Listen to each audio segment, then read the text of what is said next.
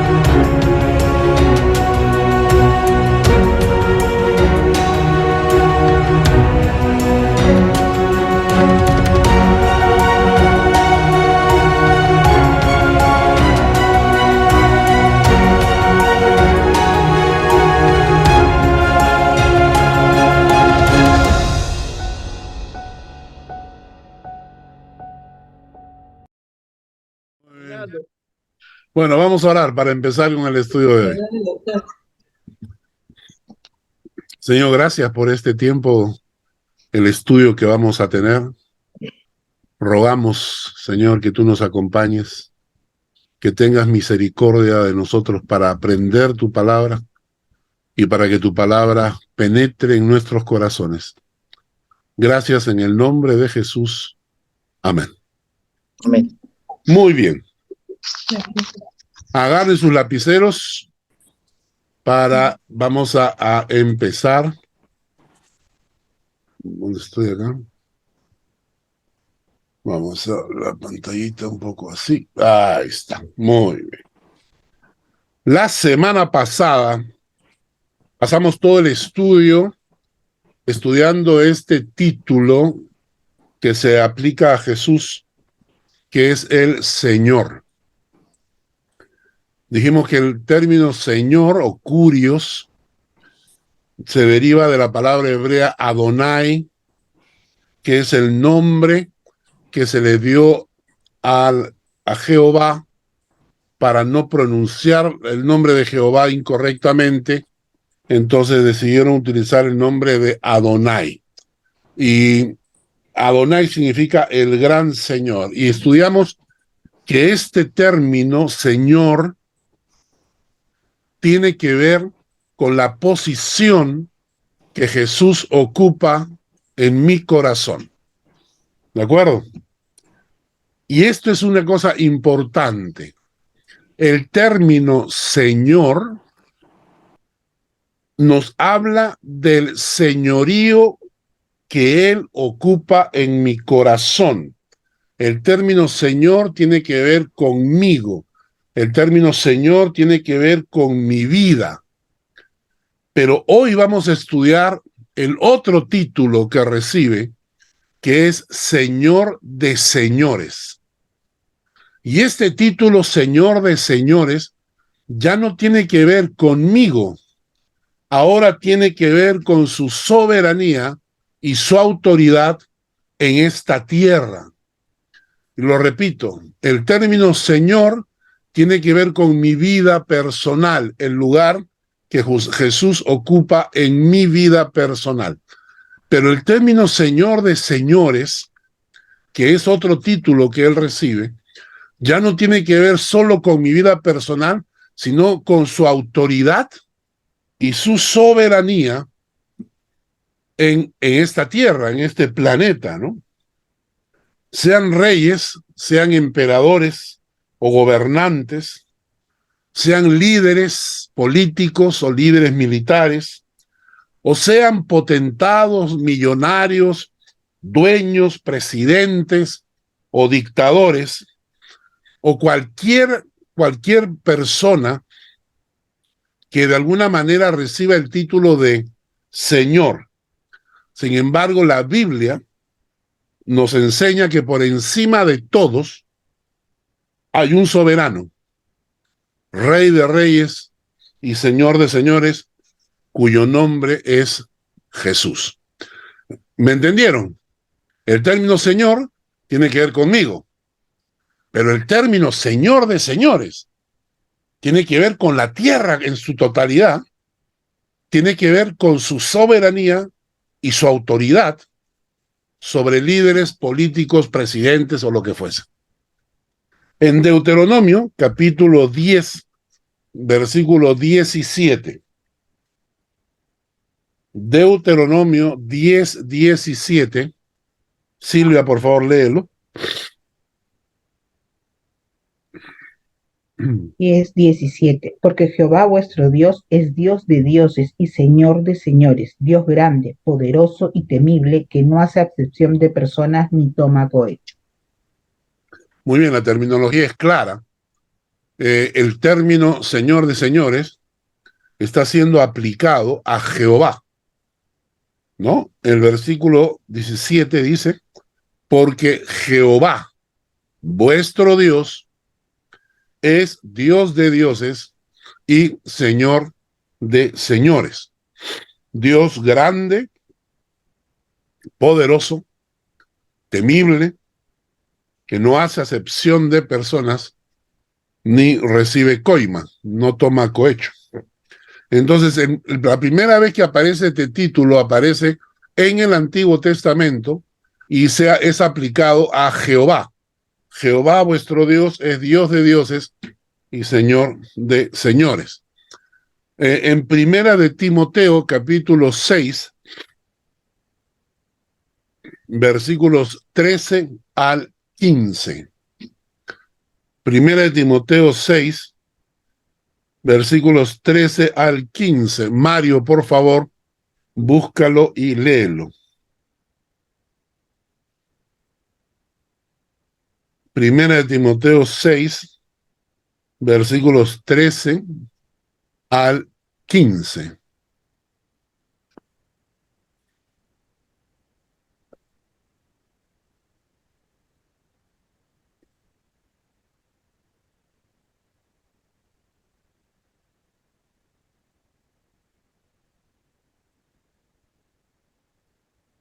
Ya estoy. 13.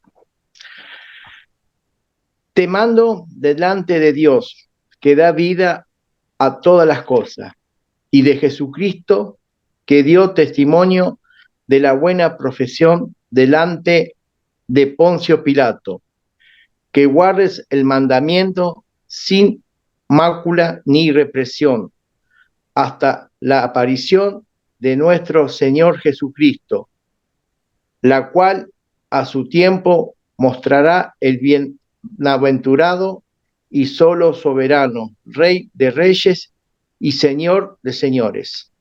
Muy bien, este pasaje, cuando lo estudiamos gramaticalmente, nos dice en el versículo 14, que guardes el mandamiento sin mácula ni reprensión hasta la aparición de nuestro Señor Jesucristo, la cual a su tiempo mostrará el bienaventurado y solo soberano, Rey de reyes y Señor de señores.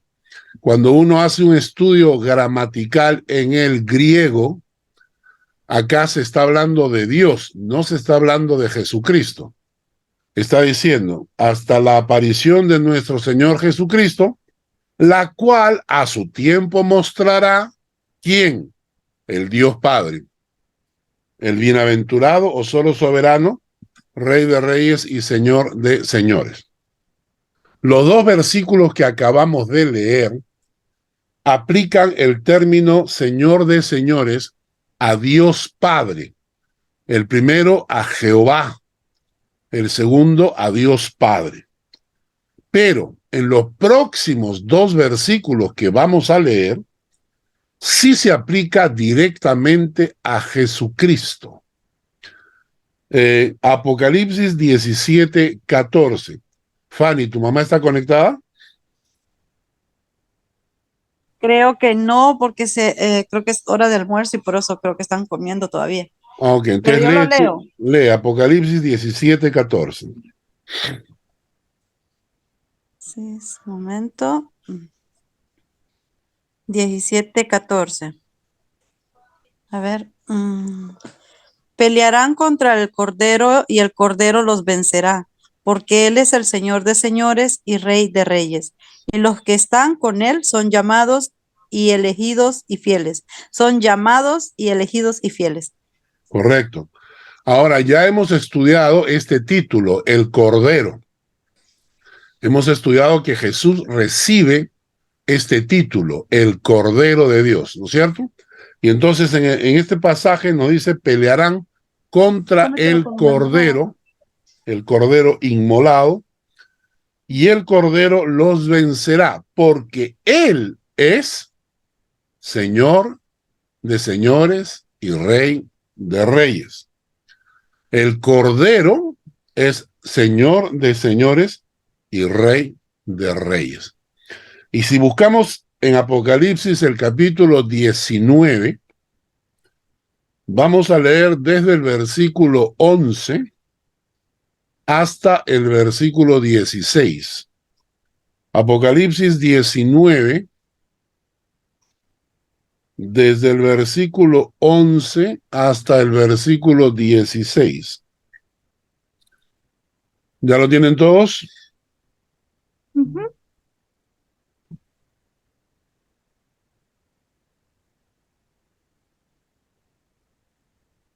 Entonces vi el cielo abierto, y aquí un caballo blanco, y el que lo montaba se llamaba Fiel y Verdadero. Antes de continuar, pido, a ver, Ale, lee Apocalipsis 3:14. Apocalipsis 3:14.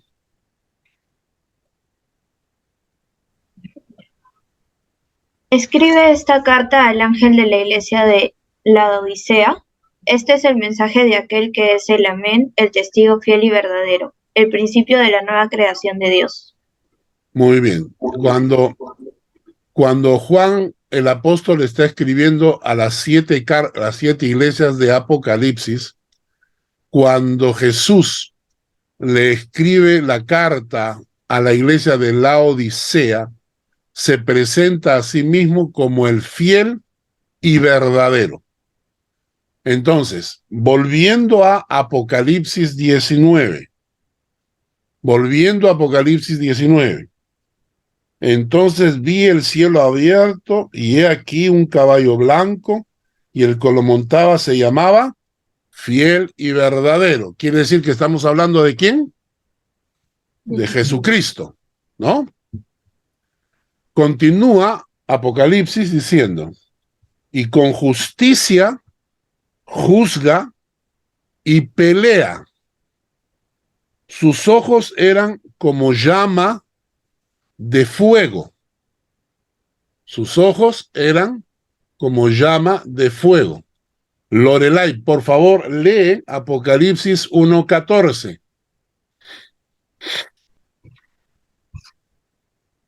1:14.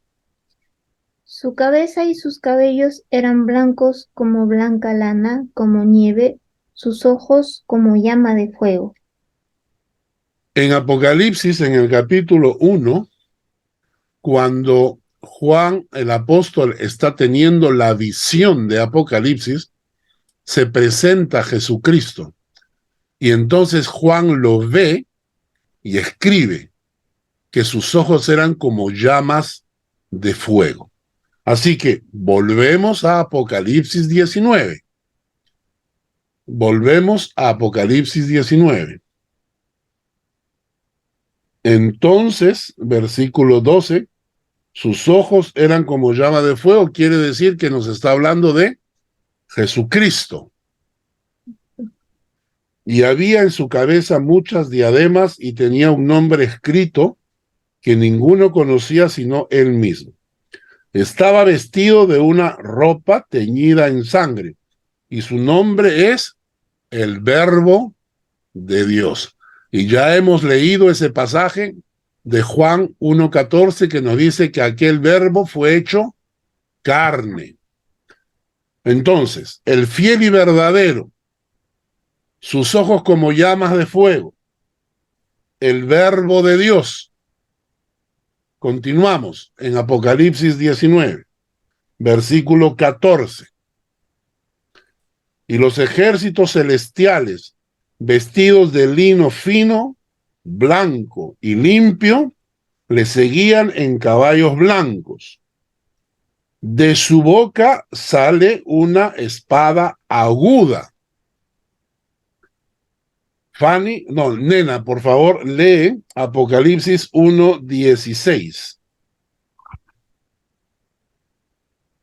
Apocalipsis 1:16.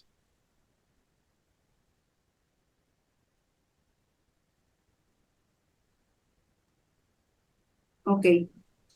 Tenía en su diestra 7 estrellas, de su boca salía una espada aguda de 2 filos, y su rostro era como el sol cuando resplandece en su fuerza. Nuevamente, Juan el apóstol, en su visión de Jesucristo, ve que de su boca sale una espada aguda. Hemos visto fiel y verdadero, Jesucristo.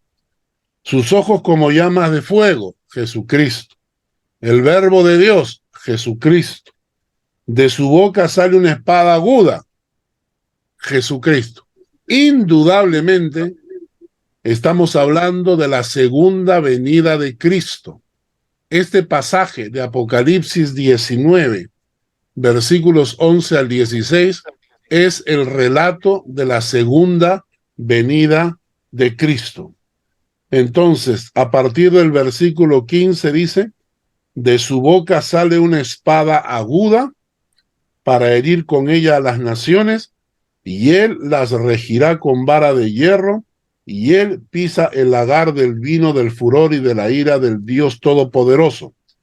Y en su vestidura, en la vestidura de Jesucristo, cuando venga por segunda vez, y en su muslo tiene escrito este nombre, Rey de Reyes y Señor de Señores. ¿Qué es lo que hemos visto? Hemos visto 2 textos bíblicos donde el término Señor de Señores se aplica a Dios Padre. Y ahora hemos visto los 2 textos de Apocalipsis donde el término Señor de Señores se aplica a Jesucristo. ¿Qué implica este nombre? Obviamente implica que Dios Padre es Señor de señores, pero Dios Hijo también es Señor de señores. Nos está mostrando la divinidad de Cristo nuevamente.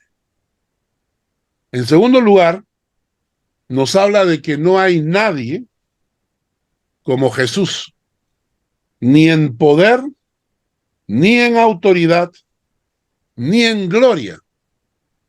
Porque podemos tener jefes, podemos tener presidentes, podemos tener hasta líderes e inclusive pastores, pero Jesús debe ocupar por encima de todos ellos el lugar de Señor absoluto, Señor de señores. ¿Entendemos bien esto? Y hay que tener mucho cuidado porque hoy en día hay una sarta de pastores que son herejes y que se quieren elegir como si ellos fueran los ungidos especiales. El ungido especial se llama Jesucristo. Si ustedes alguna vez tocan, visitan o de alguna manera se conectan con una iglesia donde el pastor se eleva demasiado a sí mismo, huyan inmediatamente. Porque Jesús es el Señor de señores. Ahora, lo que hay que entender es lo siguiente. Cuando yo proclamo el nombre Señor de señores, cuando yo digo Jesús es Señor de señores, estoy reclamando su soberanía y su autoridad sobre cualquier persona en este mundo. Nuevamente repito la frase porque es importante. Cuando yo digo Señor de señores, estoy reclamando para Jesús dos cosas: su soberanía absoluta y su autoridad sobre cualquiera, sobre mi jefe, sobre el dueño de la empresa, sobre mi presidente, sobre el que sea. Yo estoy diciendo Señor de señores, Jesús es soberano y tiene mayor autoridad que cualquiera en esta tierra. Y este es el pasaje que más habla de esto. Es un pasaje que está en en Daniel, capítulo 4. Daniel, capítulo 4. Quiero que lo busquemos, ¿no? Daniel, capítulo 4, nos relata una historia que es súper interesante. La hemos leído en la iglesia un par de veces en las últimas prédicas de los Salmos. Hemos leído solamente una parte, pero ahora quiero que leamos todo el capítulo 4, porque es una historia preciosa. Capítulo 4 de Daniel. La historia cuenta así. Daniel capítulo 4 desde el versículo 1.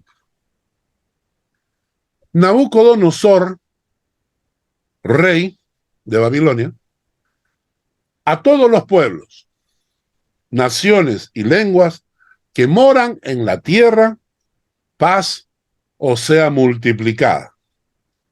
Conviene que yo declare las señales y milagros que el Dios Altísimo ha hecho conmigo. Cuán grandes son sus señales y cuán potentes sus maravillas. Su reino, reino sempiterno, y su señorío de generación en generación. ¿Qué cosa es el capítulo 4 de Daniel? Es una carta. Es una carta evangelizadora, vamos a llamarle así. Es una carta donde Nabucodonosor, el rey de Babilonia, quiere dar testimonio ante todas las naciones de lo que le había pasado a él. Entonces, él empieza diciendo, Nabucodonosor, rey de todos los pueblos, naciones, lenguas que moran en la tierra, paz a todos ustedes, ¿no? Y luego dice, conviene que yo declare las señales y los milagros que Dios Altísimo ha hecho conmigo. Está dando testimonio de lo que Dios ha hecho con él. Y luego añade, cuán grandes son sus señales y cuán potentes sus maravillas.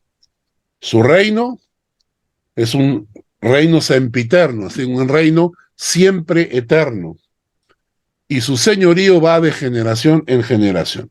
Y luego empieza a relatar su testimonio.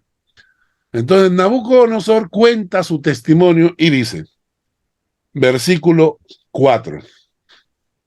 Yo, Nabucodonosor, estaba tranquilo en mi casa y floreciente en mi palacio. Me encanta cómo empieza su carta, ¿no? Yo estaba tranquilo y no molestaba a nadie. Yo estaba en mi casa tranquilo, descansando, floreciente, ¿no? En el versículo 5 dice, y vi un sueño que me espantó. Se quedó dormido haciendo su siesta y dice, vi un sueño que me espantó y tendido en cama, las imaginaciones y visiones de mi cabeza me turbaron. Como cualquiera que tiene una pesadilla, ¿no? Entonces tuvo una terrible pesadilla. Versículo 6. Por esto mandé que vinieran delante de mí todos los sabios de Babilonia, para que me mostrasen la interpretación del sueño. El hombre estaba angustiado y querían que le interpretaran el sueño, la pesadilla que había tenido. Versículo 7. Y vinieron magos, astrólogos, caldeos y adivinos, y les dije el sueño, pero no me pudieron mostrar su interpretación. Hasta que entró delante de mí Daniel, cuyo nombre es Belsasar, como el nombre de mi Dios, y en quien mora el espíritu de los dioses santos. Conté delante de él el sueño, diciendo. Entonces, el hombre Nabucodonosor, había llamado a a los astrólogos, magos, adivinos, a todo el mundo. Les contó el sueño y les dice, interprétenme la pesadilla que acabo de tener. Y nadie pudo hacerlo, hasta que en eso entra Daniel. Ahora, recuerden, Daniel fue echado al foso, al foso de los leones. Y cuando el rey va a ver, encuentra que los leones no lo habían atacado, que se paseaba en medio de los leones. Entonces Daniel tenía una reputación de en quien mora el espíritu de los dioses santos. Me encanta esa definición. Este era un verdadero profeta de Dios, es un verdadero hombre de Dios. Ojalá que la gente nos reconociera así, ¿no? Oye, tengo problemas, hasta que entró Mario, ¿no? Hasta que entró Mario. Hombre de Dios y en quien mora el espíritu de los dioses santos. ¿Qué definición? ¿No? Entonces le cuenta el sueño a Daniel. Y dice, agarró un momento, lo miró fijamente a Daniel, tomó un poco de agua y dijo, Belsasar, Daniel, jefe de los magos, ya que he entendido que hay en ti espíritu de los dioses santos y que ningún misterio se te esconde, declárame las visiones de mi sueño que he visto y su interpretación. ¿Qué cosa era el sueño? Estas fueron las visiones de mi cabeza mientras estaba en mi cama. Me parecía ver en medio de la tierra un árbol cuya altura era grande, un árbol grandísimo. Crecía este árbol y se hacía fuerte, y su copa llegaba hasta el cielo, y se le alcanzaba a ver desde todos los confines de la tierra. Su follaje era hermoso, su fruto abundante, y había en él alimento para todos.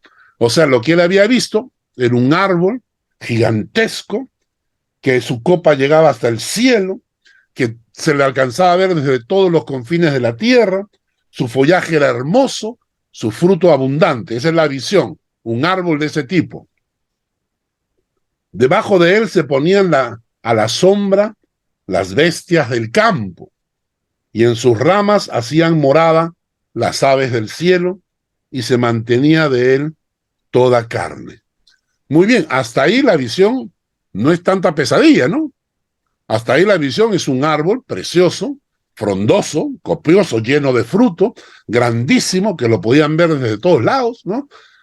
Y que debajo de sus ramas hacían morada las aves del cielo, y que se mantenía de él toda carne, es decir, todo el mundo se mantenía de ese árbol. Continúa el sueño, dice, vi en las visiones de mi cabeza, mientras estaba en mi cama, que he aquí un vigilante. Esa palabra vigilante en el hebreo es un ángel.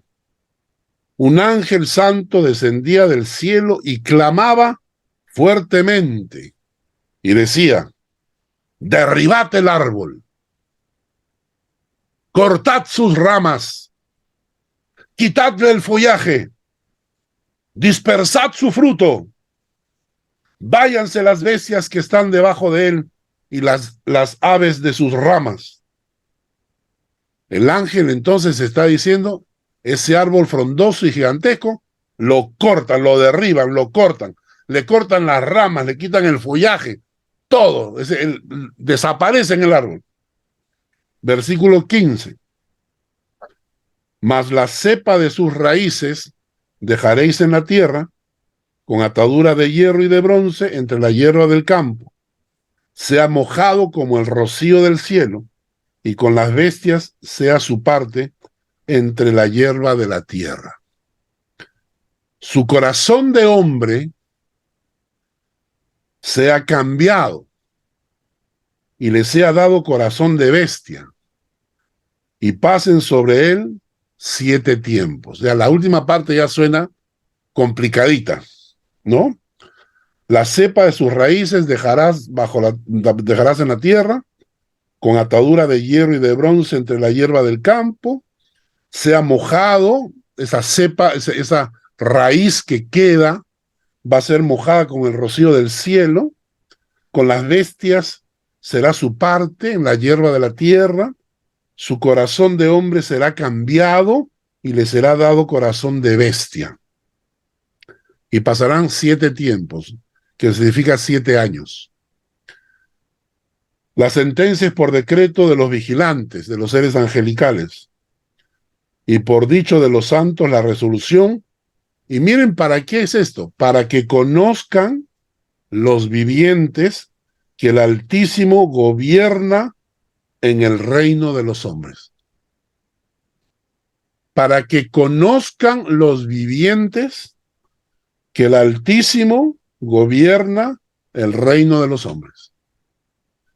Y que a quien Él quiere, lo da. Y constituye sobre él al más bajo de los hombres. Este fue la pesadilla que tuvo Nabucodonosor, que se la relató a Daniel. Le dice, yo el rey Nabucodonosor he visto este sueño. Tú pues, Belsasar, dirás la interpretación de él, porque todos los sabios de mi reino no han podido mostrarme su interpretación. Mas tú puedes. ¿Por qué? Porque mora en ti el espíritu de los dioses santos. Entonces Daniel, cuyo nombre era Belsasar, quedó atónito. Casi una hora se quedó atónito el pobre Daniel, angustiado. Dice, sus pensamientos lo turbaban, porque Daniel era amigo de Nabucodonosor. Se habían llegado a ser amigos después que Nabucodonosor había visto cómo Dios protegía a Daniel. Entonces, eran amigos. Y Daniel estaba con sus pensamientos turbados. El rey habló y le dijo, Belsasar, no te turben ni el sueño ni su interpretación. Belsasar, que es Daniel, le respondió una frase muy bonita.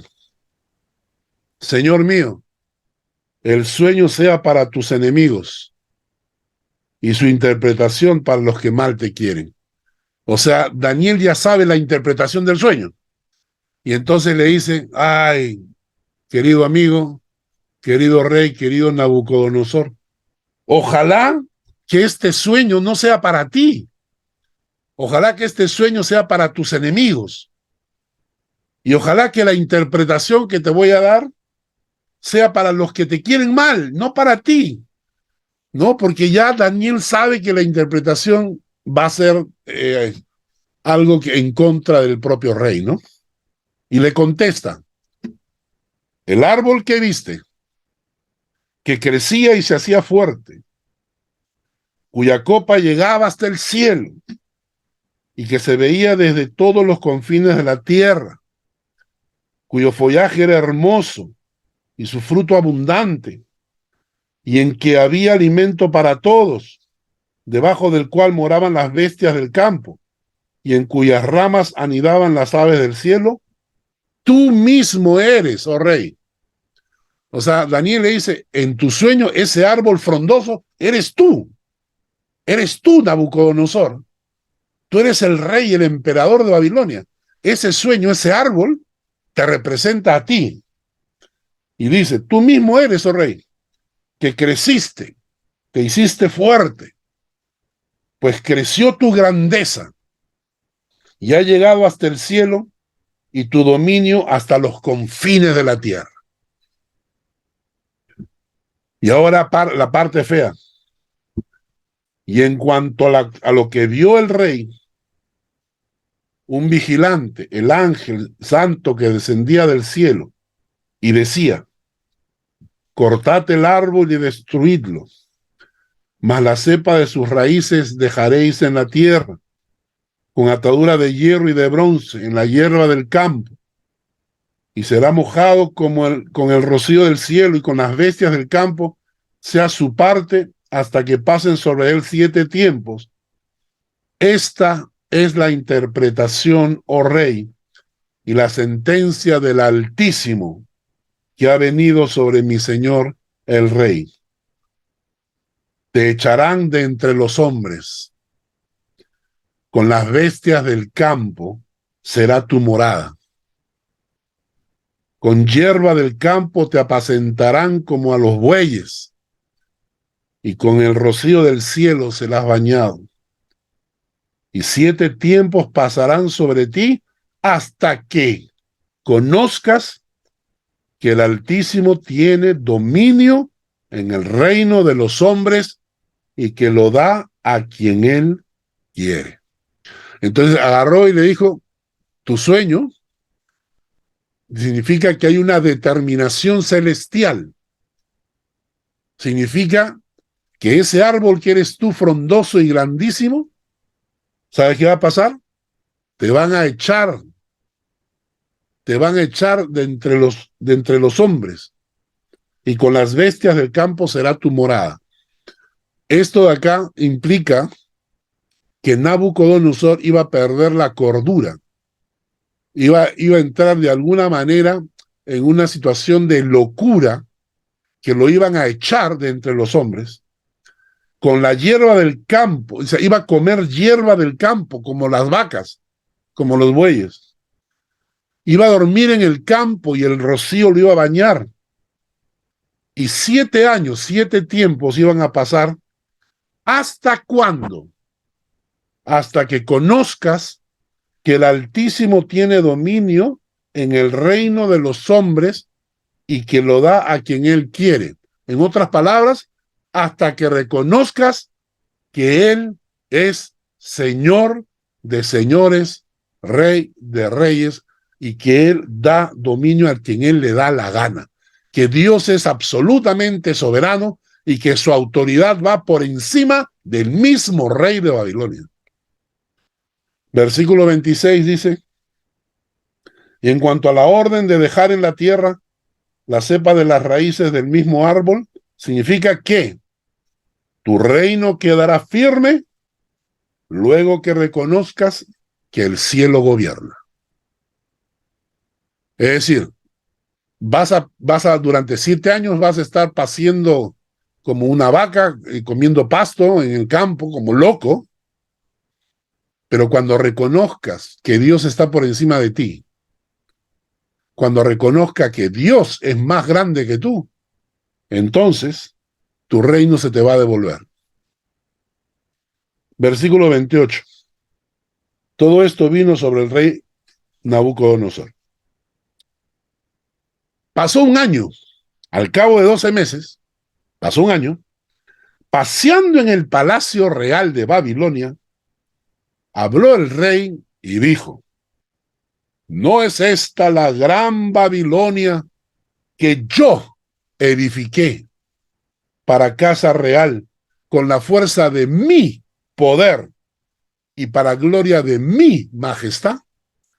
esta frase tan soberbia. Miren lo que dice el rey, ¿no? Esta es la gran Babilonia que yo edifiqué. Dios no tiene nada que ver. Yo edifiqué. Para casa real. Con la fuerza de mi poder, sin el poder de Dios, con la fuerza de mi poder.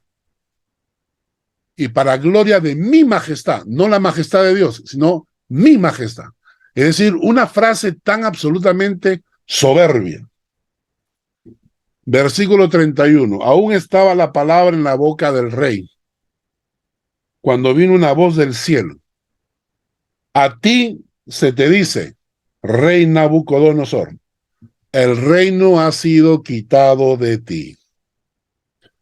Y de entre los hombres te arrojarán, con las bestias del campo será tu habitación, y como a los bueyes te apacentarán, y 7 tiempos pasarán sobre ti, hasta que reconozcas que el Altísimo tiene el dominio en el reino de los hombres y lo da a quien él quiere.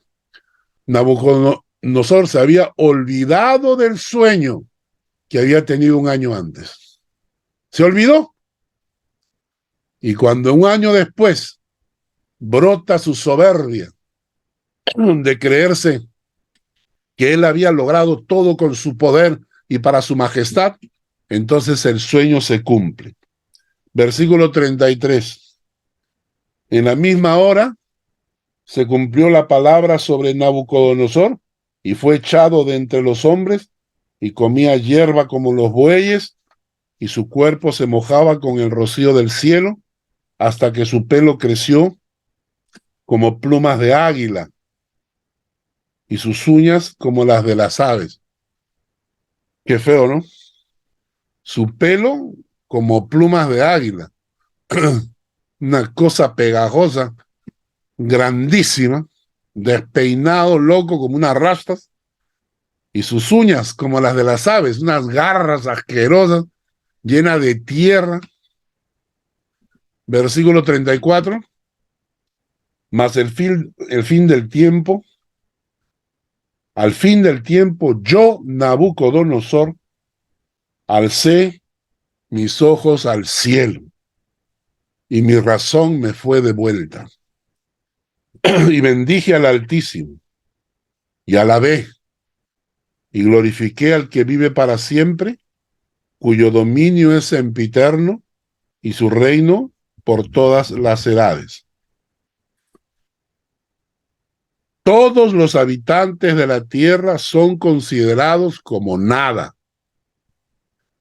Él hace su voluntad en el ejército del cielo, en los habitantes de la tierra. Y no hay quien detenga su mano y le diga, ¿qué haces? Estas 3 frases describen cuando tú llamas a Dios, a Jesús, Señor de señores.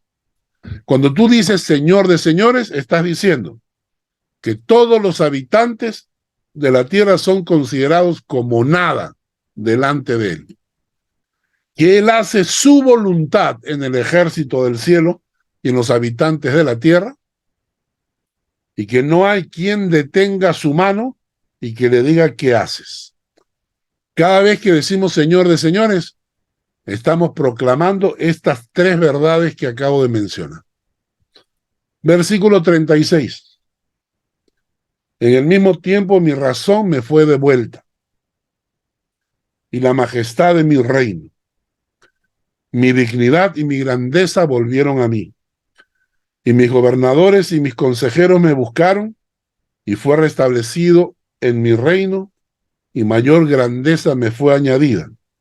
Ahora yo, Nabucodonosor, alabo, engrandezco y glorifico al Rey del cielo, porque todas sus obras son verdaderas y sus caminos justos, y él puede humillar a los que andan con soberbia. Esta historia de Nabucodonosor ilustra a la perfección el título de Jesús, Señor de señores. Que él tiene dominio sobre todos, sobre toda nación, sobre todo pueblo, sobre todo rey o emperador, que no hay quien detenga su mano y le diga, ¿qué haces? Nadie puede decirle eso. Señor de señores. Bien, vamos a terminar con este título y ahora vamos a avanzar sobre otros títulos más que quiero terminar el día de hoy de todas maneras, porque ya hemos demorado mucho tiempo. Vamos a leer algunos textos. Apocalipsis 1:8. Apocalipsis 1:8, le pido a Shari, por favor, si lo puede leer.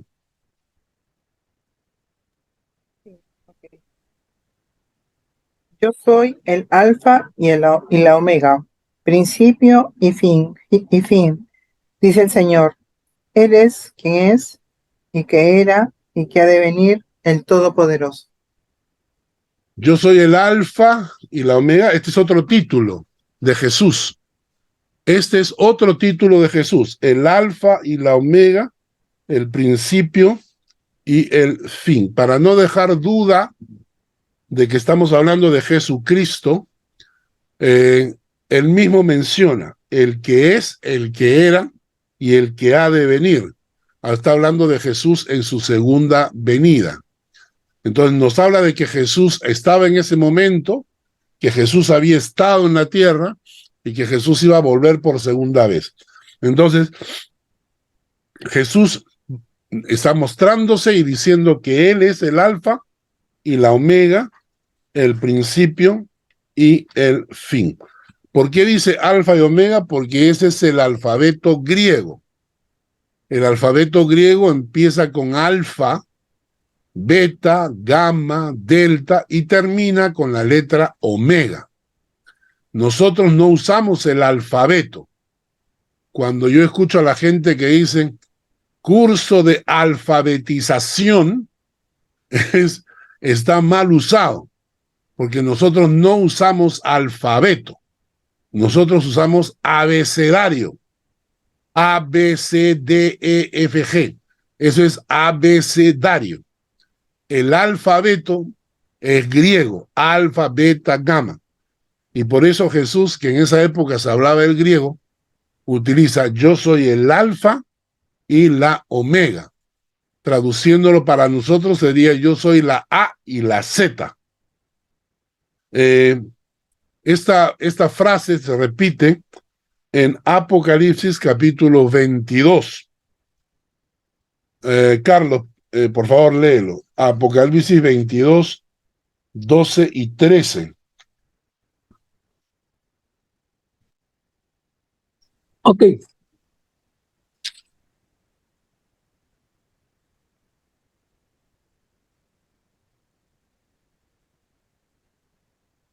Dice, he aquí yo vengo pronto, y mi galardón conmigo, para recompensar a cada uno según sea su obra. Yo soy el Alfa y la Omega, el principio y el fin, el primero y el último. Muy bien. Entonces, nuevamente, para no dejar duda de que estamos hablando de Jesucristo, él agarra y dice, he aquí vengo pronto. Y con eso nos está diciendo que está hablando de Jesús que viene por segunda vez. Y luego añade, yo soy el Alfa y la Omega, el principio y el fin. Una cosa interesante es que agarre y añade, o sea, en el versículo 12, aquí yo vengo pronto y mi galardón conmigo para recompensar a cada uno según sea su obra. Esto es algo que a mí me es difícil entender cuando veo cristianos relajados. Veo cristianos que están convencidos de que van a ir ante la presencia de Dios porque recibieron a Jesús en su corazón, etcétera, pero no veo en ellos un mínimo esfuerzo por hacer tesoros en el cielo, como que se hubieran acostumbrado o como si estuvieran aceptando ocupar los últimos lugares en el cielo. Es interesante, ¿no? Y es una actitud interesante de muchos cristianos relajados, como que mientras me salve, está bien, ¿no? Mientras me salve con las justas, ya es suficiente para mí, ¿no? Entonces, acá Jesús dice que Él viene con su galardón para recompensar a cada uno según sea su obra. Y añade el principio del fin. Quiere decir que Jesús es el inicio de todas las cosas y el final de todas las cosas.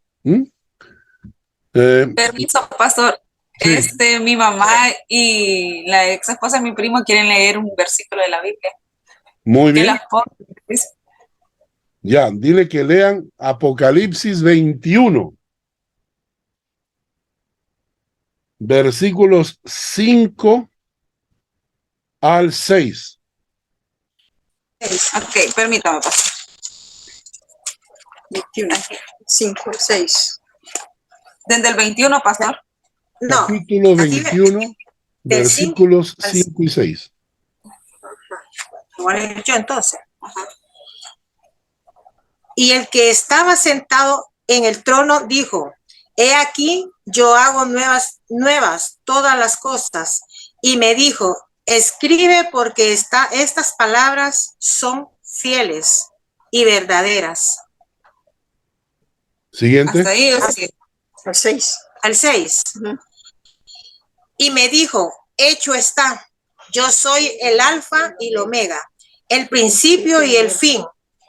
Al que tuviere sed, yo le daré gratuitamente de la fuente del agua de la vida. Correcto, gracias. Dice que Jesús acá es el alfa y la omega, el principio y el fin. Pero ¿saben quién habla? Versículo 5 dice, el que estaba sentado en el trono. ¿Quién está sentado en el trono? Dios Padre. Porque Dios Hijo está al lado del Padre, al lado derecho del Padre. Entonces, ¿quién está sentado en el trono? Es Dios Padre. Y sin embargo, Dios Padre dice, yo soy el alfa y la omega, el principio y el fin. Entonces, ¿quién está hablando? ¿Dios Padre o Dios Hijo? Es igual, porque nuevamente se demuestra la divinidad de Cristo. Ahora vamos a leer los versículos 7 y 8, que son fuertes. Apocalipsis 21, 7 y 8. Mi mamá quiere leer el 7, pastor. Perfecto, 7 y 8, los dos. El que venciere heredará todas las cosas, y yo seré su Dios, y él será mi hijo. Pero los cobardes e incrédulos, los abominables y homicidas, los fornicarios y hechiceros, y los idólatras, y todos los mentirosos tendrán su parte en el lago que arde con fuego y azufre, que es la muerte segunda. Listo, ahora no duerme nadie. Qué fuerte este pasaje, ¿no?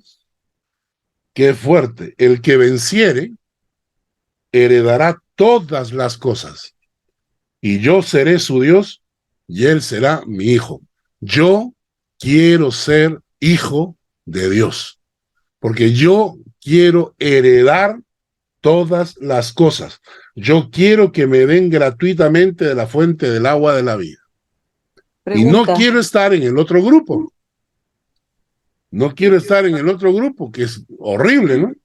Cobardes, incrédulos, abominables, homicidas, fornicarios, hechiceros, idólatras y todos los mentirosos, pues dice que tendrán su parte en el lago que arde con fuego y azufre. Entonces, yo quiero ser hijo y quiero que Dios sea mi padre. Muy bien, entonces este es el otro título de Jesús, el principio, el primero y el postero, el alfa y la omega. ¿De acuerdo? Muy bien. Pregunta, Sí, señor. ¿por qué dice el que venciere? ¿El que venciere qué? ¿Qué guerra? ¿Qué batalla? Hay que leer lo que dice anteriormente. Al que tuviere sed, Que él es el alfa y el omega, el que tuviere sed, pero ¿vencer qué? ¿Vencer la sed? Al que tuviere sed, yo le daré gratuitamente de la fuente del agua de la vida. Jesús se encontraba con la mujer samaritana, se acercó y le pidió de beber. Y entonces cuando ella le dijo, ¿tú me pides a mí de beber? ¿Y qué le dijo Jesús? Si supieras quién te está hablando, le pedirías tú, dame de beber, ¿no? Sí. Entonces, eso es lo que está diciendo. Está Pero diciendo ¿por que qué? tenemos que buscar en Jesús para que Él nos dé de beber del agua eterna, la vida eterna. Lo que no entiendo es el significado venciere, el que venciere. Uno se refiere cuando vence una competencia, una batalla. ¿Qué dice en Hebreos En hebreo, no, en griego. o en griego?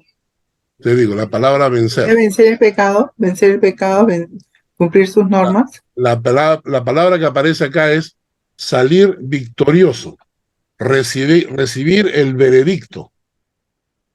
Quiere decir cuando Dios te justifica. O sea, cuando tomas esa agua de vida, Exactamente. entonces, bla, bla, bla. Porque venciere me suena como una competencia. Ok. Perfecto. Gracias. Entonces, todo aquel que busca en Jesús el agua de vida, todo el mundo, dice la Biblia que bebemos cualquier agua que nos presentan en lugar de beber el agua que nos ofrece Jesucristo. La gente en el Antiguo Testamento menciona que somos como cisternas rotas, ¿no? Que nos llenamos de agua, pero el agua sale por los huecos. La gente quiere satisfacer su vida, con su corazón, con fiestas, con dinero, con placer, etcétera, etcétera. Y nada de eso llena tu corazón. Lo único que puede llenar tu corazón es Jesucristo. Entonces hay que invitar a Jesucristo a que entre en nuestro corazón para que Él nos dé esa agua eterna, para que nuestro corazón se llene de esa agua espiritual que Él ofreció a la mujer samaritana. Seguimos avanzando un poquito para terminar. Solamente me faltan 5. Rapidito. En Hechos de los Apóstoles, capítulo 3, versículos 13 al 15. Lucita, por favor, léelo. Ya. Hechos de los Apóstoles, capítulo 3, versículos 13 al 15. Ya, dice así.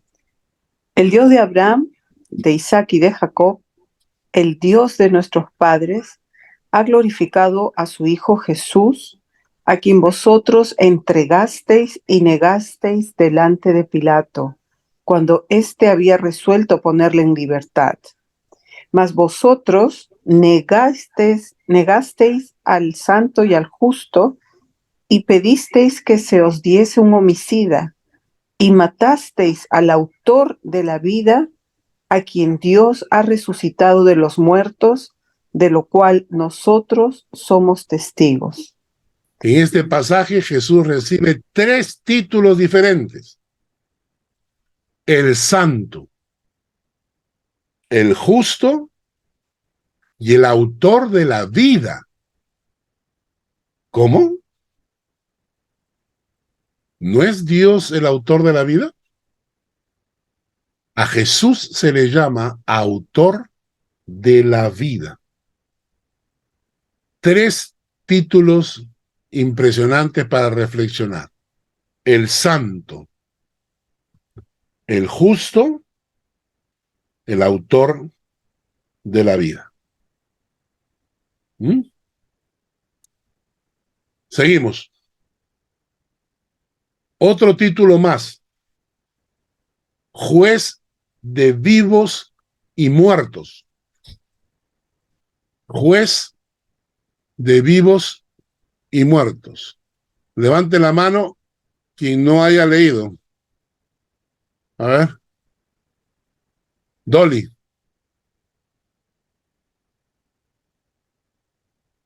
Hechos de los Apóstoles, capítulo 10,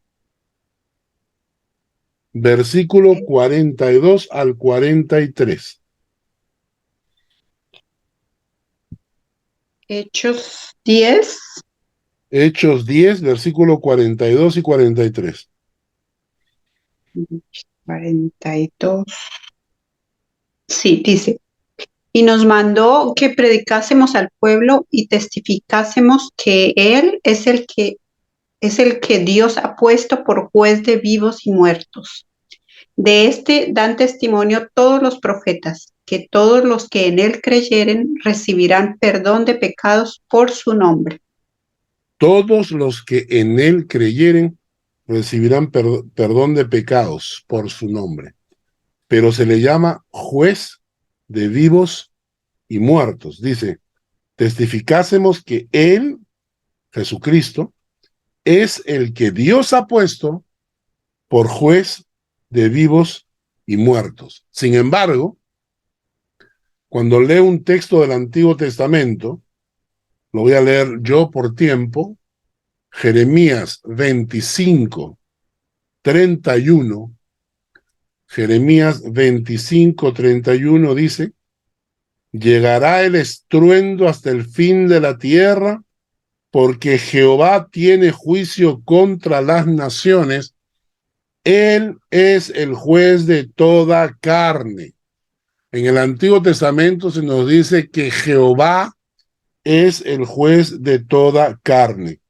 Pero en el Nuevo Testamento nos dicen que Jesús ha sido puesto como juez por Dios mismo sobre vivos y muertos. Y esto es interesante. Cuando nosotros decimos que estaremos delante del gran trono blanco, ¿no? Siempre imaginamos que Dios es el juez.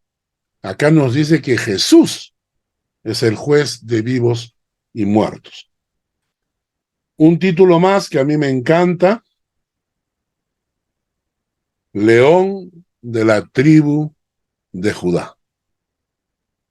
León de la tribu de Judá.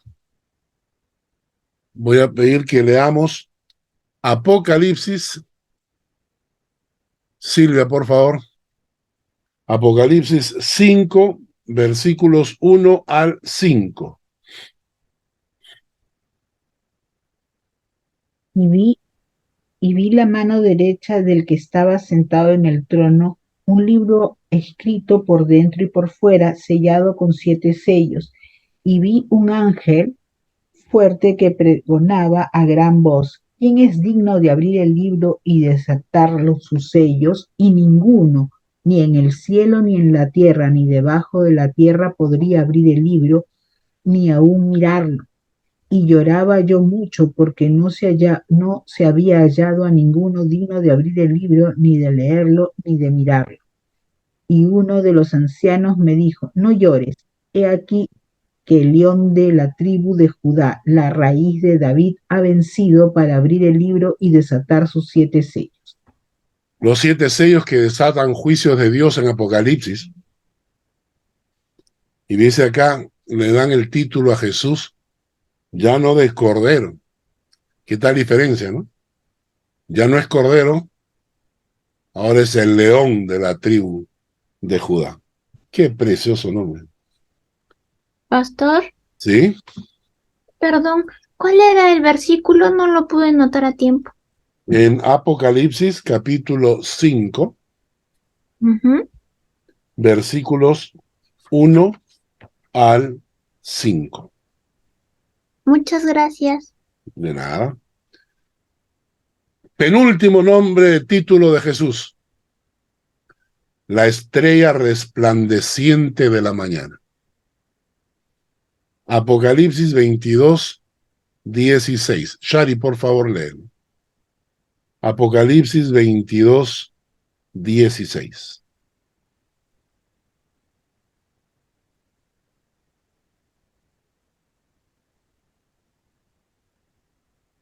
Volumen. Micrófono.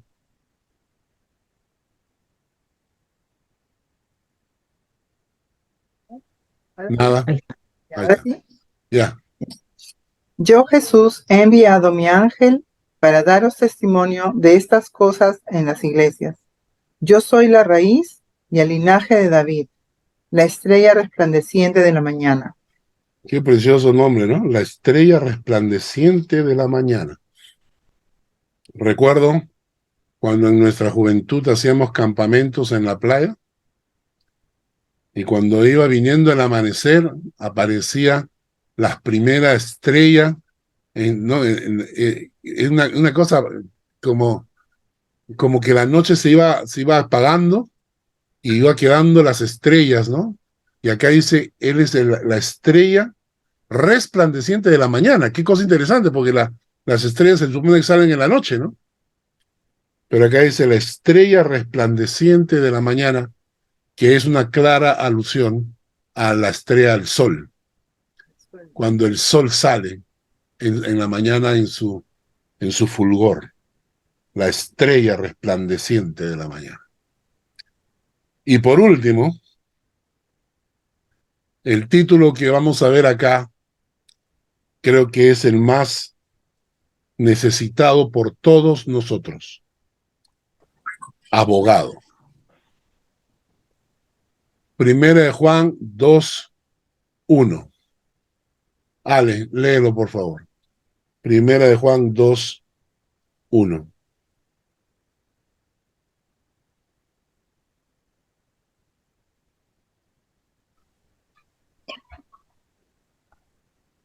Mis queridos hijos, les escribo estas cosas para que no pequen, pero si alguno peca, tenemos un abogado que defiende nuestro caso ante el Padre. Es Jesucristo el que es verdaderamente justo. Tenemos un abogado. ¿Cuántas veces hemos cometido errores? ¿Cuántas veces hemos sido tan bestias que hemos ofendido al Dios que nos salvó? El Señor que nos dio vestiduras blancas.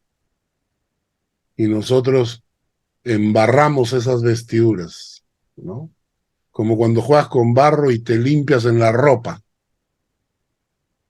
Y cuando estamos en esa situación, algunos predican que la salvación se pierde. Que si uno tiene salvación y peca, pierde la salvación. La pregunta es, si perdemos la salvación, ¿para qué necesitamos abogado? El abogado defiende, nos defiende. Pero ¿saben qué cosa interesante? Que el diablo es acusador. La Biblia dice que el diablo es acusador y Jesús es nuestro abogado. Solo para terminar, la próxima semana vamos a continuar. La palabra que aparece acá en el griego para abogado es paracleto, que también se traduce como consolador. Cuando Jesucristo estaba hablando, dijo, yo rogaré al Padre y os daré otro consolador para que esté con vosotros para siempre. El Espíritu de verdad, el cual el mundo no puede recibir porque no le ve ni le conoce, pero vosotros le conocéis porque mora con vosotros y estará con vosotros.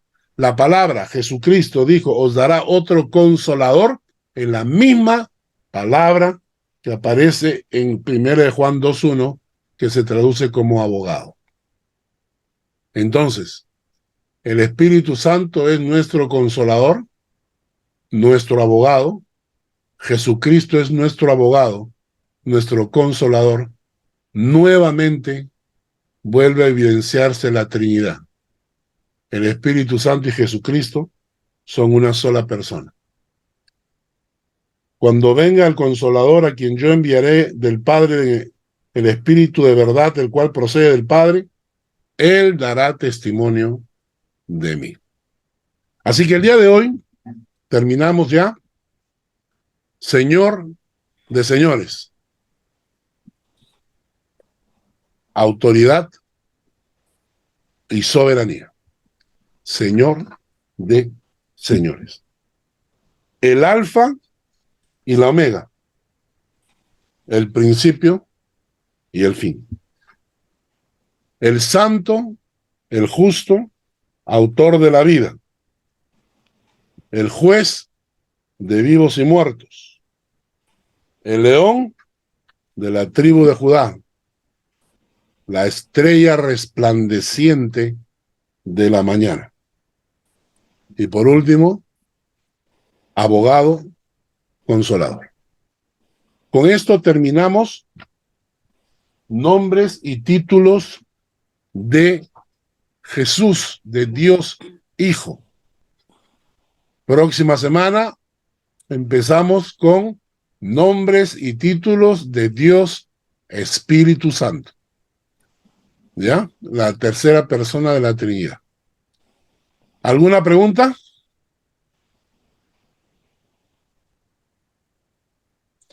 Ninguna pregunta tengo yo, pero sí quería resaltar lo que era el consejo que Daniel le da al rey Nabucodonosor, de cuando le dijo: por tanto, oh rey, acepta mi consejo, tus pecados remide con justicia y tus iniquidades haciendo misericordias para con los oprimidos, pues tal vez será eso una prolongación de tu tranquilidad. ¿Cómo se refleja al consejo que a veces nosotros también llevamos a las personas? Algunos creen, otros no creen, tal vez por el comportamiento X que se vea en eso que usted decía, ¿no? Los cristianos teniendo un comportamiento distinto, entonces no se pierde la salvación, pero no significa que tenemos que andar pecando creyendo de que no pasa nada, sino que el juez está para cuando entendamos que lo que estamos haciendo mal, vengamos a él. ¿Es correcto? Correcto. La palabra dice, usando de libertad, pero no de libertinaje. No usemos la libertad como excusa para hacer lo malo. La palabra dice que cuando hemos recibido a Cristo en el corazón, hemos recibido el Espíritu Santo. Eso quiere decir que el Espíritu de Dios mora en nosotros, y eso quiere decir que el pecado nos produce alergia. Si tú eres una persona que se llama cristiana y te gusta el pecado, tú eres hijo del diablo, no eres hijo de Dios. Así de fácil. El pecado no es parte de la vida de un creyente. Si hay pecado en la vida de un creyente, tiene que haber conflicto, tiene que haber una lucha, tiene que haber una batalla interna, porque estás luchando entre tus costumbres del pasado, están luchando con la nueva naturaleza que has recibido. Entonces tiene que haber un conflicto. Por eso, cuando dice, si alguno cae en medio de esa lucha, en medio de esa batalla, y alguno cae, por eso tenemos un abogado que lucha por nosotros. Pero cuando una persona voluntariamente quiere pecar y mantenerse en el pecado, está evidenciando que en su corazón no mora el Espíritu Santo. ¿De acuerdo? Lo demás sería pura religión, ¿no? Claro, pura religión. Como creo que Santiago lo menciona, si no estoy equivocada, ¿Sí? que dice las obras muertas, no, la fe sin obras es muerta. Ajá, correcto. Huguito, Janet, pregunta. Sí, pastor, quería preguntar. El rey Nabucodonosor es el mismo rey que habla el profeta Jeremías. ¿Es el mismo rey que habla el profeta Jeremías? Sí. Es decir, el rey Nabucodonosor, Jeremías y Daniel son contemporáneos. No, Jeremías vivió antes. Nabucodonosor es el que invade el reino de Judá. El reino de Israel, que es el reino del norte, fue invadido por el imperio asirio. Y 122 años después, Nabucodonosor invade el reino del sur, que era llamado el reino de Judá. Entonces Nabucodonosor se lleva esclavos, y entre esos esclavos se lleva a unos jovencitos, y entre esos jovencitos estaba Daniel y sus 3 amigos. Para ese entonces, Jeremías ya es adulto. Jeremías había profetizado contra el rey de Judá, Judá, diciendo sí. que por el que haberse apartado de los caminos de Dios, Nabucodonosor iba a llegar, iba a arrasar. Cuando Nabucodonosor llega, él se entera de lo que el profeta Jeremías había estado hablando a favor de él, a favor de Nabucodonosor, y por lo tanto le perdona la vida y es más, le da tierras a Jeremías. Le regala tierras para que la siembren. Y se va, lo deja ahí en medio del pueblo, en Jerusalén, y luego se lleva a esta generación esclavos a Babilonia. Ahí es donde Daniel crece. O sea, Daniel era contemporáneo, pero más jovencito. Ah, sí, perfecto. Gracias.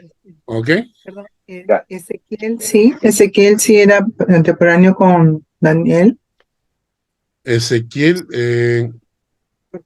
Creo que Ezequiel era mayor que Daniel, porque Ezequiel... Pero también él se va preso y va como esclavo y también se comparte con Daniel. Espérense un momentito, déjenme buscar el cuadro que le presenté. Daniel tenía 14 años por ahí, una vez predicaste. Ezequiel murió muchos años antes de que se cumplan los 70 años de cautiverio. Sí, estuvieron en los mismos tiempos. Sí, claro, o sea, se entrecruzaron. Jeremías, Ezequiel y Daniel, ¿no? A ver, déjenme ver si encuentro el cuadro. Hice un cuadro de los profetas en un día para la iglesia. Y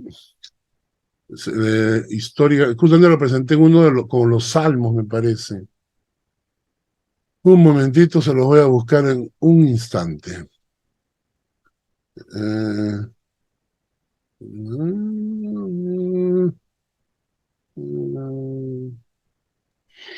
Es que esa información la necesito para lo de abril, pastor. Entonces, justo habló y ¡plop! La logré. Entonces yo ya la acomodo, ya la estoy acomodando. Entonces, sino que tenía yo esa duda. Perfecto. Espérate, voy a hacer aquí. ¿Cómo le pongo? Cronograma, a ver si lo encuentro. Cronograma.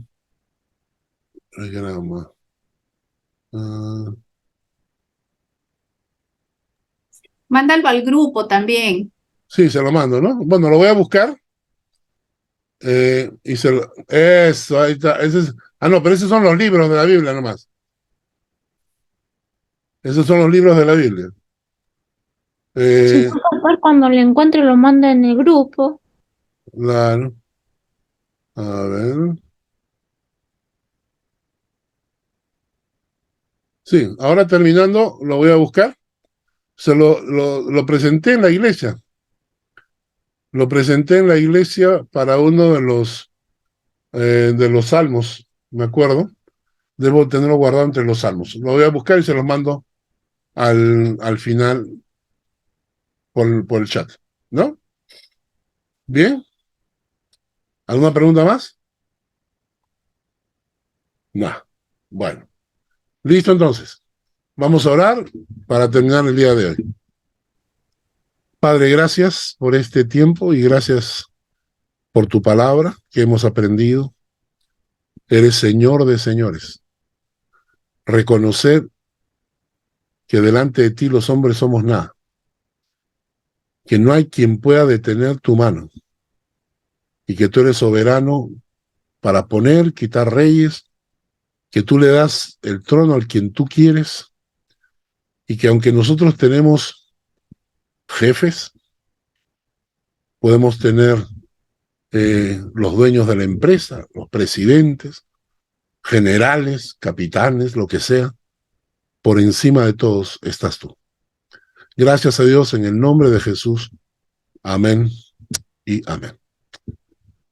Bueno, que Dios les guarde. Dios les bendiga. Nos vemos la próxima semana. Gracias. Muchísimas gracias. Buenas noches. Buenas noches, buenas tardes. Chao, hasta luego, cuídense. Gracias a todos. Listo. Chao. El Señor te bendiga y te guarde.